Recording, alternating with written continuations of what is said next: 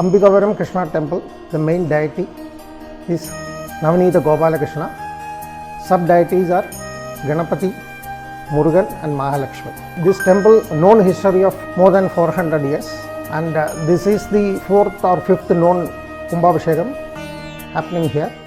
ഇപ്പോൾ ഇവിടെ കുംഭാഭിഷേകം നടക്കുകയാണ് 2026 മെയ് മാസത്തിൽ.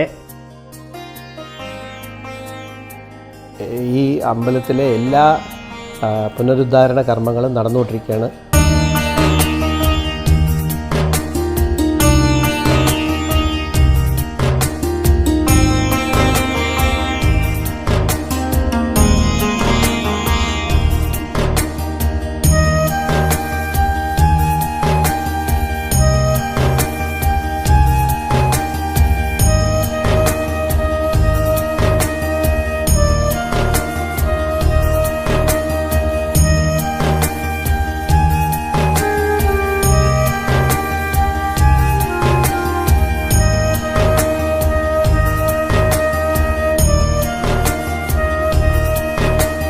കൽപ്പാത്തിയുടെ ഒരു ഭാഗമാണ് നമ്മുടെ ഈ നവനീത ഗോപാലകൃഷ്ണ സ്വാമി ക്ഷേത്രം.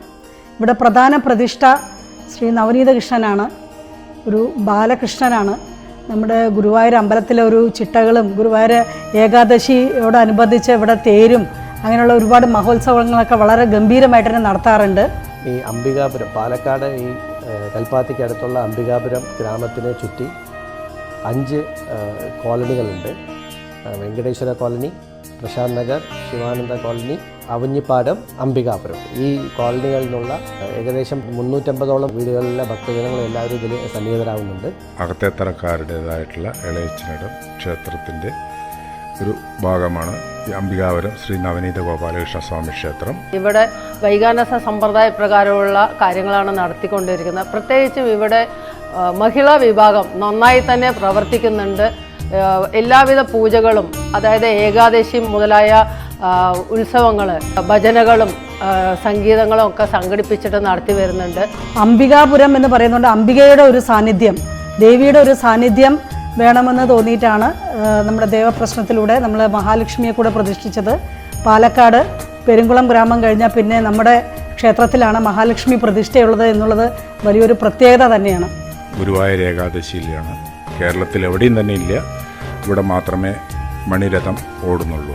രഥം ഭഗവാൻ അതിൽ ആനയിച്ച് ഒരു 1.5-2 മണിക്കൂറോളം ഗ്രാമപ്രദക്ഷിണങ്ങൾ ചെയ്തു വരും. ഗ്രാമസമൂഹത്തിൻ്റെ വലിയൊരു കൂട്ടായ്മയോടുകൂടിയാണ് ഈ ക്ഷേത്രം നടന്നു പോകുന്നത്. അതിൻ്റെ ഭാഗമായിട്ടാണ് ഇപ്പോൾ കുംഭാഭിഷേകവും. അപ്പോൾ എല്ലാവരുടെയും ഒരു സഹകരണങ്ങൾ ഇതിലുണ്ടാവും എന്ന് നമ്മൾ പ്രതീക്ഷിക്കുന്നുണ്ട്. നാട്ടുകാർ എല്ലാ സഹകരണത്തെ നടത്തിക്കൊണ്ടിരിക്കുന്നത്.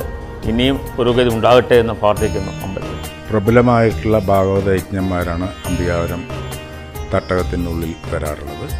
അതിനോടനുബന്ധിച്ച് ഈ വർഷം 2026 കുംഭാഭിഷേകം വരാൻ പോകുന്നുണ്ട്. ക്ഷേത്രത്തിൻ്റേതായിട്ടുള്ള ഭാരവാഹികളും മറ്റെല്ലാവരും തന്നെ ഇതിന് അകമഴിഞ്ഞ് സഹായങ്ങളും പുറത്തുനിന്നുള്ളവരുടെ സഹായങ്ങളുമുണ്ട്. മാത്രവുമല്ല, പൊതുജനങ്ങളുടേതായിട്ടുള്ള എല്ലാ സഹായങ്ങളും ഈ ക്ഷേത്രത്തിലേക്ക് വളരെ അനിവാര്യമാണ്. This year we propose to make the temple with a traditional background. So total expenditure expected is about 200 lakhs or 2 crores. So we are in the process of collecting the money. The civil and building works have already started.